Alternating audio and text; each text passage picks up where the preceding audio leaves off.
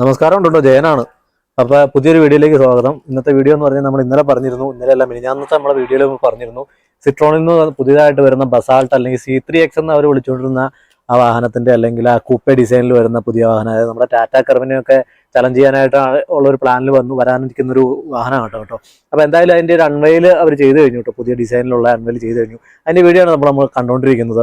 അതായത് സിട്രോൺ ഇപ്പോൾ നമ്മുടെ ഇന്ത്യയിലേക്ക് വന്നതിന് ശേഷം C3യുടെ EV, അതായത് അല്ലെങ്കിൽ C3യുടെ എയർക്രോസ്, ഇങ്ങനെ പല മോഡലുകൾ ഇറക്കിയെങ്കിലും മാർക്കറ്റിൽ ഇതുവരെ അവർക്ക് പിടിച്ചേക്കാനായിട്ട് സാധിച്ചിട്ടില്ല. ഇന്ത്യൻ മാർക്കറ്റിനെ പിടിച്ചു കെട്ടാനായിട്ട് എന്തായാലും ഈ ഫ്രഞ്ച് വില്ലന് സാധിച്ചിട്ടില്ല എന്ന് വേണം പറയാനായിട്ട്. അപ്പൊ ഇന്ത്യൻ മാർക്കറ്റിനെ പിടിക്കാനായിട്ട് ശരിക്കും പറഞ്ഞ ഇവരുടെ ടെക്നോളജിയോ അത് അല്ലെങ്കിൽ വേൾഡ് ഫേമസ് ആയ അവരുടെ ഒരു സസ്പെൻഷൻ സിസ്റ്റം മാത്രമൊന്നും പോരാ. ഇന്ത്യൻ മാർക്കറ്റിന് കുറച്ച് വേറെ സംഭവങ്ങൾ വേണം എന്നുള്ള ഒരു തിരിച്ചറിവിൽ നിന്നായിരിക്കണം പുതിയ പരീക്ഷണങ്ങളുമായിട്ട് സിട്രോൺ വന്നിരിക്കുന്നുണ്ട്. അപ്പോൾ അത് ഇവർ പറഞ്ഞിരിക്കുന്നതെന്ന് പറഞ്ഞാൽ ഇന്ത്യൻ മാർക്കറ്റിന് വേണ്ടിയിട്ട് ഒരു പ്രത്യേക ഡിസൈൻ അല്ലെങ്കിൽ ഫീച്ചേഴ്സിൽ ഓർഡർ ആയിട്ടുള്ള ഒരു ഡിസൈനായിട്ടാണ് ഈ C3X എന്ന് അവർ പേരിട്ട് വിളിച്ചുകൊണ്ടിരുന്ന ആ മോഡലിന്, അല്ലെങ്കിൽ ഇപ്പോൾ ബസാൾട്ട് എന്ന് കഴിഞ്ഞ ദിവസം 2 ദിവസം മുമ്പ് അവർ ടീസർ പുറത്തു വിട്ടിരുന്നു. അതിലാണ് ബസാൾട്ട് എന്നുള്ള പേര് അവർ അനൗൺസ് ചെയ്യുക അല്ലെങ്കിൽ അവരുടെ യൂട്യൂബിൽ പുറത്തു വിടുകയൊക്കെ ചെയ്തു കേട്ടോ. അപ്പോൾ ആ ഒരു പേരിട്ട് വിളിച്ചിരിക്കുന്ന ഈ പുതിയ വാഹനം അല്ലെങ്കിൽ ഈ കൂപ്പെ മോഡലുള്ള ഈ ബസാൾട്ട് വന്നിരിക്കുന്നത് ഫീച്ചേഴ്സിൽ ഓർഡർ ആയിട്ടാണ്. പുതിയ ഡിസൈനും പുതിയ കാര്യങ്ങളും ഒക്കെ ആയിട്ടാണ് വന്നിരിക്കുമെങ്കിലും പഴയതിന്റെ ചെറിയ പോരായ്മകൾ ഇപ്പോഴും അവർ തന്നെ കാണാനൊക്കെ ഉണ്ട്. ഉദാഹരണത്തിന് ഡോർ ഹാൻഡിൽസ് ഒക്കെ ഒരു പോരായ്മയാണ്. ഒരു വക പെട്ടിക്കടയ്ക്ക് പൂട്ട് വെച്ച പോലെയുള്ള ഡോർ ഹാൻഡിൽസ് ഒക്കെയാണ് ഇപ്പോഴും അവർ ഉപയോഗിക്കുന്നതെന്ന് വേണം പറയാനായിട്ടെന്ന്. ഇവരുടെ കാണിച്ചിരിക്കുന്ന ഒരു കൺസെപ്റ്റ് കാണിച്ചിരിക്കുന്ന ഒരു ഇമേജ് അല്ലെങ്കിൽ വീഡിയോസിനൊക്കെ നമുക്ക് ശരിക്കും പറഞ്ഞാൽ ഇന്ത്യൻ മാർക്കറ്റുകളിലുള്ള ഒരു പേരുകളും ചിലപ്പോൾ ഒരു പ്രശ്നമായി തോന്നിയുകൊണ്ടായിരിക്കണം കേട്ടോ ഒരു പുതിയൊരു ബസാൾട്ട് എന്നുള്ള ഒരു പേരൊക്കെ വിട്ട് വന്നിരിക്കുന്നത്. കാരണം നമ്മുടെ ബ്രാൻഡുകളുടെ അല്ലെങ്കിൽ നമ്മുടെ വണ്ടികളുടെയൊക്കെ പേര് നമുക്കറിയാം. ഡസ്റ്റർ അല്ലെങ്കിൽ സ്കോർപിയോ, ബൊലീറോ, ബലേനോ അല്ലെങ്കിൽ സ്വിഫ്റ്റ്, അങ്ങനെയുള്ള ഓരോ പേരുകൾ ഓരോ മീനിങ് ഉള്ള പേരുകളായിട്ടാണ് ശരിക്കും പറഞ്ഞാൽ ഇന്ത്യൻ മാർക്കറ്റിലെ ഫേമസ് വണ്ടികളെല്ലാം തന്നെ ഓടുന്നത് പറയുന്നത്. അപ്പോൾ ഇവർ വന്നിരിക്കുന്ന ഈ C3 എന്നും പറഞ്ഞുകൊണ്ടാണ് ഇവരൊരു സീരീസ് തന്നെ നടത്തിക്കൊണ്ടിരിക്കുന്നത്. C3 വന്നു, C3യുടെ EV വന്നു, C3യുടെ എയർക്രോസ് വന്നു. ഒരു കാര്യമില്ല, എല്ലാം മാർക്കറ്റിൽ ഡൗൺ ആയിട്ട് തന്നെ നിൽക്കും. അപ്പോൾ ചിലപ്പോൾ അതുകൊണ്ടായിരിക്കണം ഇവർ ബസാൾട്ട് എന്നുള്ള ഒരു പുതിയ പേരിലേക്ക് തന്നെ പോയത്.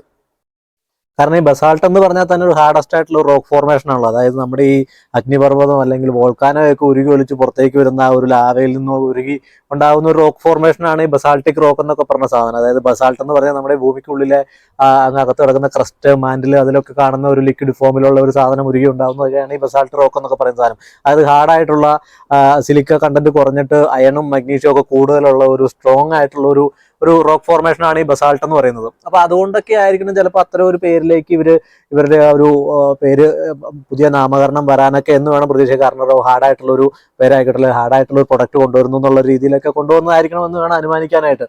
കാരണം ഇതൊരു അത്രയ്ക്ക് ഞാൻ പറഞ്ഞല്ലോ ഈ സ്ട്രോങ് ആയിട്ടുള്ള, അതായത് അല്ലെങ്കിൽ തന്നെ ഒരു ഗ്ലോസി ആയിട്ടുള്ള സ്ട്രോങ് ആയിട്ടുള്ള നല്ല ഡാർക്ക് ആയിട്ടുള്ള ഒരു റോക്ക് ഫോർമേഷന്റെ ആണ് ഈ ബസാൾട്ടിക് റോക്ക് എന്ന് പറയുന്നത്. അപ്പൊ അത്ര ഒരു കാരണം നമ്മുടെ വാഹനങ്ങളുടെ നേരത്തെ പറഞ്ഞല്ലോ ഓരോന്നിനും ഓരോ മീനിങ് ഉള്ള ഒരു വേർഡുകളാണ് നമ്മുടെ വണ്ടികളുടെ എല്ലാത്തിനും വരുന്നത്. അപ്പൊ അതിന്റെ ഇടയ്ക്ക് C3 സീരീസുകളൊക്കെ വന്നപ്പോൾ ചിലപ്പം ആ ഒരു മാർക്കറ്റ് സ്ട്രാറ്റജിയും കൂടെ ഉൾപ്പെടുത്തിക്കൊണ്ടായിരിക്കണം പുതിയൊരു പേരിലേക്ക് ഇവർ കൊണ്ടുവന്നിരിക്കുന്നത്. അപ്പൊ എന്തായാലും വാഹനത്തിന്റെ പേരിന്റെ ജോഗ്രഫി ഹിസ്റ്ററി ഒക്കെ നമുക്ക് പിന്നീട് പഠിക്കാൻ വേണം. വാഹനത്തെക്കുറിച്ച് നോക്കാം. ബസാൾട്ട് എന്ന് പറയുന്ന വാഹനം എന്തായാലും വന്നിരിക്കുന്നത് C3 എയർക്രോസിൽ നിന്ന് ഉള്ള ഡിസൈനുകൾ ഉൾക്കൊണ്ട് തന്നെയാണ് വന്നിരിക്കുന്നത്. കാരണം ഫ്രണ്ട് പ്രൊഫൈലിലേക്ക് നോക്കിക്കഴിഞ്ഞാൽ ബമ്പറും ഗ്രില്ലുകളും അതുപോലെ തന്നെ ഹെഡ് ലാമ്പുകളും എല്ലാം തന്നെ പ്രൊജക്റ്റഡ് ഹെഡ് ലാംപ്സ് ആണ് വരുന്നത്. ഹാലജൻ ലാംപ്സ് ആണ് നമുക്ക് തോന്നുന്നു കണ്ടു കഴിഞ്ഞാൽ ഡിസൈൻ. അതുപോലെ ബമ്പറിന്റെ ഡിസൈൻ ആണ് C3 എയർക്രോസിൽ വന്നിരിക്കുന്നത്. പക്ഷേ അതിൽ ചെറിയൊരു സിൽവറിന്റെ ഒരു റൗണ്ട് ഡിസൈൻ, അതുപോലെ ഒരു വെർട്ടിക്കൽ സ്ട്രൈപ്പ് ആയിട്ടുള്ള ഒരു റെഡ് കളേർഡ് ആയിട്ടുള്ള ഒരു സ്ട്രൈപ്സ് കൊടുത്തിട്ടുണ്ട്. അങ്ങനെ ചെറിയ മോഡിഫിക്കേഷൻ നടത്തിയാണ് ഫ്രണ്ടിൽ ബമ്പറും കാര്യങ്ങളൊക്കെ കൊണ്ടുവന്നത്. അതുപോലെ ഫോഗ്രാംസ് കാണാൻ പറ്റും. Projector head lamps probably halogen lamp തന്നെ ആയിരിക്കണം. DR കാണാൻ പറ്റുന്നുണ്ട്. ഒരു ഡിസൈൻ C3 എയർക്രോസിൽ അതേ ഡിസൈനാണ് വന്നിരിക്കുന്നത്. ഫ്രണ്ടിലെ ബമ്പർ ആണെങ്കിലും വന്നിരിക്കുന്നത് അതുപോലെ തന്നെയാണ്. എന്തായാലും ബ്ലാക്ക് കളേർഡ് ആയിട്ടുള്ള ഗ്രില്ലിന്റെ ഡിസൈൻ, ഒരു കോമ്പസിന്റെ ഡിസൈനൊക്കെ ഓർമ്മപ്പെടുത്തിട്ടുണ്ട്. അതുപോലെ പുതിയ ബമ്പറിന്റെ ഡിസൈനും സ്കെറ്റ് പ്ലേറ്റുകളും LED ലൈറ്റുകൾ വരുന്നത് എല്ലാം കൂടി ഒരു ടഫ് ഡിസൈൻ ആയിട്ടുള്ള ഒരു SUV-ക്ക് പറ്റിയ ഒരു ഫ്രണ്ട് ലുക്ക് തന്നെ ഇതിന് കൊടുക്കുന്നുണ്ട്. ഫ്രണ്ടിലായിട്ട് ആ സിട്രോണിന്റെ ലോഗോ കാണാൻ പറ്റുന്നുണ്ട്. അപ്പൊ അത്തരം കാര്യങ്ങളൊക്കെയാണ് ഫ്രണ്ടിലേക്ക് വരുമ്പോഴത്തേക്കും കാണാൻ പറ്റുന്നത് കേട്ടോ. പിന്നീട് സൈഡ് പ്രൊഫൈൽ നോക്കുകയാണെങ്കിൽ ഏറെക്കുറെ നമുക്ക് കാണാൻ പറ്റും C3 എയർക്രോസിന്റെ തന്നെ സൈഡാണ് വരുന്നതെങ്കിലും C-പില്ലർ തൊട്ട് അങ്ങോട്ട് എന്തായാലും ബാക്കിലേക്ക് വരുന്നത്. കാരണം ഇതൊരു കൂപ്പെ ഡിസൈൻ ആയത് അല്ലെങ്കിൽ SUV കൂപ്പെ ഡിസൈൻ ആയതുകൊണ്ട് അതിൻ്റെതായ ഡിസൈനിലേക്ക് മാറിയിരിക്കുന്നത് കാരണം അതിന്റെ ഡിസൈൻ വ്യത്യാസം വന്നിട്ടുണ്ട്. C-പില്ലർ സ്ലോപ്പി ആയിട്ട് ഒഴുകി ഇറങ്ങുന്ന C-പില്ലർ വരുന്നു.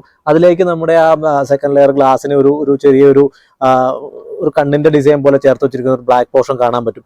അത്ര ഒരു ഡിസൈനൊക്കെ ആഡ് ചെയ്തിട്ടുണ്ട്. എന്തായാലും നല്ല ബ്യൂട്ടിഫുൾ ആയിട്ട് ചെയ്തിട്ടുണ്ട്. നമുക്ക് കാണാൻ പറ്റും. ഇതിൽ കാണാം ആ ഒരു C-പില്ലറിലേക്ക് നിൽക്കുന്ന ഒരു ബ്ലാക്ക് കളേർഡ് ആയിട്ട് വരുന്നത് നമ്മുടെ കണ്ണിന്റെ ഒരു കുഴിയൊക്കെ പോലെ തോന്നുന്നുണ്ട്. അത്ര ഒരു ഡിസൈനൊക്കെ ആഡ് ചെയ്തിട്ടുണ്ട്. പക്ഷേ ഹാൻഡിൽസിന്റെ കാര്യത്തിൽ ഞാൻ നേരത്തെ പറഞ്ഞല്ലോ, ഹാൻഡിൽ ആ പഴയ നോർമലി ആയിട്ടുള്ള ഹാൻഡിലൊക്കെയാണ് വരുന്നത്.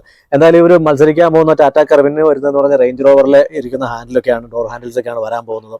അപ്പൊ അത്തരം കുറേയേറെ കാര്യങ്ങളൊക്കെ എന്തായാലും ഇവർ ശ്രദ്ധിക്കേണ്ടതുണ്ടെന്നൊക്കെ വേണമെങ്കിൽ പറയാം.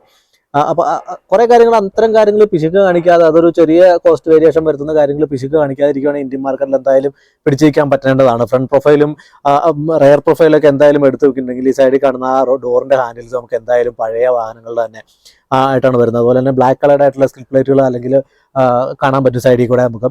അതുപോലെ തന്നെ 17 ഇഞ്ചിന്റെ പുതിയ അലോയ് വീൽസ്, പുതിയ അലോയ് ഡിസൈനാണ്. പഴയ എയർക്രോസിൽ വന്നിരുന്ന ഒരു ഫ്ലവർ ഡിസൈൻ ആയിരുന്നെങ്കിൽ ഇതിൽ വന്നിരിക്കുന്ന ഒരു പുതിയ ഡിസൈനായിട്ടാണ് ഇതിൽ വന്നിരിക്കുന്നത്. അതുപോലെ ബ്ലാക്ക് ഗ്ലോസി വരുന്ന ക്ലാഡിങ് ഒഴുകി വന്നിട്ട് അത് റെയർ ബമ്പറിലേക്ക് വന്നിട്ടുണ്ട്. റെയർ ബമ്പർ തന്നെ ഒരു പുതിയ ഡിസൈനാണ് കേട്ടോ വന്നിരിക്കുന്നത്. ഗ്ലോസി ആയിട്ടുള്ള റെയർ ബമ്പർ വന്നിട്ടുണ്ട്. അതിൽ സ്കിഡ് പ്ലേറ്റുകൾ സിൽവർ കളർ കൊടുത്തിട്ടുണ്ട്. പിന്നെ അതിന്റെ നമ്പർ പ്ലേറ്റും കാര്യങ്ങളൊക്കെ കാണാൻ പറ്റും. ടെയിൽ സെക്ഷനിലേക്ക് നോക്കി കഴിഞ്ഞാൽ നമുക്ക് ബൂട്ടിന്റെ ടോപ്പ് എൻഡ് ചെറിയൊരു പ്രൊജക്ഷനൊക്കെ കൊടുത്തൊരു ഡിസൈൻ ആക്കിയിട്ടുണ്ട്.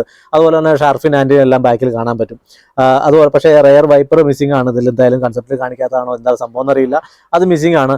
ഇന്റീരിയറിനെ കുറിച്ച് പുതിയ വിവരങ്ങളും കാര്യങ്ങളൊന്നും ഇവർ ഒന്നും ഡിസ്കസ് ചെയ്തിട്ടില്ല, അല്ലെങ്കിൽ ഒന്നും പുറത്തു വിട്ടില്ല. എന്നിരുന്നാലും C3 എയർക്രോസിന്റെ തന്നെ ഇന്റീരിയർ ആണ് വരാൻ സാധ്യതയുള്ളത്. കാരണം സ്പൈഡ് ആയിട്ടുള്ള ഷോട്ടുകളും ഇമേജുകളും വീഡിയോസൊക്കെ കുറെ കണ്ടിരുന്നു. അപ്പോൾ അതിലെല്ലാം കണ്ടിരുന്നത് C3 എയർക്രോസിന്റെ തന്നെ ആയിട്ടുള്ള ഇന്റീരിയർ ആണ് വന്നിരിക്കുന്നത്. എന്നിരുന്നാലും C3 എയർക്രോസിനെ കഴിഞ്ഞും കൂടുതലായിട്ട് ഫീച്ചേഴ്സുകൾ ആഡ് ചെയ്തായിരിക്കും വരാൻ പോകുന്നത് എന്ന് വേണം പ്രതീക്ഷിക്കാം. കാരണം വയർലെസ് ചാർജിങ് അങ്ങനെയുള്ള ഫീച്ചേഴ്സ് എല്ലാം തന്നെ വരാൻ സാധ്യതയുണ്ട്.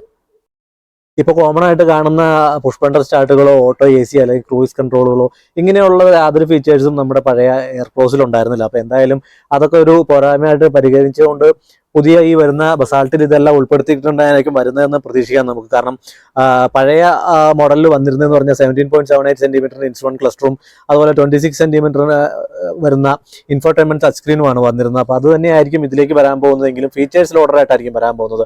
Bluetooth connectivity, apple CarPlay, Android connectivity ഇതെല്ലാം തന്നെ പഴയതിലുണ്ടായിരുന്നതാണ്. ഈ കോമൺ ഫീച്ചേഴ്സ് എല്ലാം തന്നെ ഇതിലും കണ്ടിന്യൂ ചെയ്യുമെങ്കിലും അതുപോലെ തന്നെ സേഫ്റ്റിയുടെ കാര്യത്തിൽ കുറെ കൂടി ഇമ്പ്രൂവ്മെന്റ് ഉണ്ടാകുമെന്ന് വേണം പ്രതീക്ഷിക്കാനായിട്ട്. എന്തായാലും ഇപ്പോൾ ഇവരുടെ പുതിയ ഡീറ്റെയിൽസ്, ഇത്തരം കാര്യങ്ങളുള്ള ഡീറ്റെയിൽസ് എന്തായാലും അവർ ലോഞ്ച് ചെയ്തിട്ടില്ല, അൺവെയിൽ ചെയ്തിട്ടില്ല. ആകെ അൺവെയിൽ ചെയ്തത് എക്സ്റ്റീരിയർ എന്നുള്ള ഡീറ്റെയിലുകൾ മാത്രമാണ്. ബാക്കി നമ്മുടെ ഈ ഡീറ്റെയിൽസ് എല്ലാം തന്നെ C3 എയർക്രോസിനെ ബേസ് ചെയ്ത് അല്ലെങ്കിൽ നമ്മുടെ ഇപ്പോൾ ഈ സ്പൈഡായിട്ട് കണ്ട ടെസ്റ്റ് നടന്നുകൊണ്ടിരിക്കുന്ന C3 X എന്ന പേരിൽ അവർ ടെസ്റ്റ് ചെയ്തുകൊണ്ടിരുന്ന അതിന്റെ ഇന്റീരിയറിലെ സ്പൈഡായിട്ട് എടുത്ത വീഡിയോസിനെ ബേസ് ചെയ്തുള്ള കാര്യങ്ങളാണ് റിപ്പോർട്ടുകൾ വന്നിരിക്കുന്നത് കേട്ടോ. എഞ്ചിൻ സ്പെസിഫിക്കേഷൻ നോക്കുകയാണെങ്കിൽ 3 സിലിണ്ടർ ആയിട്ടുള്ള പ്യൂർടെക് 1 എന്ന് പറയുന്ന അവരുടെ ആ എഞ്ചിൻ തന്നെയായിരിക്കും വരാൻ പോകുന്നത്. 1199 cc 190 ന്യൂട്ടൺ മീറ്റർ ടോർക്ക് വരുന്ന 6 സ്പീഡ് മാനുവൽ ആയിട്ടുള്ള എഞ്ചിൻ. അതുപോലെ തന്നെ 18 km/ലിറ്റർ ആണ് അവർ മൈലേജ് അവകാശപ്പെടുന്നത്. നമ്മുടെ C3 എയർക്രോസിൽ വരുന്നതാണ് കേട്ടോ ഇത്. അതുപോലെ തന്നെ സെയിം എഞ്ചിനിലേക്ക് വരുമ്പോഴത്തേക്ക് 6 സ്പീഡ് ഓട്ടോമാറ്റിക് ഗിയർ ബോക്സ് വരുന്ന 205 ന്യൂട്ടൺ മീറ്റർ ടോർക്ക് വരുന്ന ഓട്ടോമാറ്റിക് ഗിയർ ബോക്സോട് കൂടിയ 6 സ്പീഡ് വരുന്ന ആ ഒരു ഓട്ടോമാറ്റിക് ആയിട്ടുള്ള വേരിയന്റും വരാനാണ് സാധ്യത. ഈ രണ്ട് വേരിയൻസുകൾ എന്തായാലും ടാറ്റ കർവുമായിട്ട് മുട്ടാൻ വരുമ്പോൾ അത്തരം ഫീച്ചറുകളുമായിട്ട് വന്നില്ലെങ്കിൽ മാർക്കറ്റ് പിടിക്കാൻ എന്തായാലും ഒരിക്കലും സിട്രോണിന് സാധിക്കാൻ പോകുന്നില്ല, ഇന്ത്യയിൽ പ്രത്യേകിച്ച് കേട്ടോ. ലോഞ്ചിന്റെ കാര്യമാണെങ്കിൽ നമ്മൾ ഇന്നലെ പ്രതീക്ഷിച്ച് ഇവർ അൺവെയിൽ ചെയ്യുന്നൊക്കെ പറഞ്ഞു കഴിഞ്ഞപ്പോഴത്തേക്ക് ഇവർ ഒരു ഓൺലൈൻ ഇവന്റ് ആയിട്ട് ഇത് പ്രൊഡക്ഷൻ വരാൻ പോകുന്ന ഒരു മോഡലിനെ അൺവെയിൽ ചെയ്യുമെന്നൊക്കെ പ്രതീക്ഷയാണ് നമ്മളിരുന്നത്. പക്ഷേ ഇവർ വെറുതെ ഒരു കൺസെപ്റ്റിന് മാത്രം. ഇപ്പോൾ അവരുടെ ടെസ്റ്റും കാര്യങ്ങളൊക്കെ നടക്കുന്നുണ്ട്. പ്രൊഡക്ഷൻ വേരിയന്റ് റെഡി ആണെങ്കിൽ പോലും ആ പ്രൊഡക്ഷൻ മോഡൽ വെച്ചുകൊണ്ട് തന്നെ ഇവർ കാണിച്ചിരിക്കുന്ന ഒരു കൺസെപ്റ്റിന്റെ ഒരു അൺവെയിൽ മാത്രമാണ് ഇവർ ഓൺലൈനിൽ നടത്തിയിരിക്കുന്നത്. ഒരു ഇവന്റ് പോലും നടത്താതെ ജസ്റ്റ് ഒരു ഇതാണ് അവരുടെ വെബ്സൈറ്റിൽ അല്ലെങ്കിൽ അവരുടെ യൂട്യൂബ് ചാനലിലേക്ക് അവർ ഡ്രോപ്പ് ചെയ്തിരിക്കുന്ന ആ ഒരു വീഡിയോ മാത്രമാണ്. ഒരു ഇവന്റ് പോലും കണ്ടക്ട് ചെയ്തിട്ടില്ല എന്ന് നമുക്ക് അറിയാൻ പറ്റുന്നത് കേട്ടോ.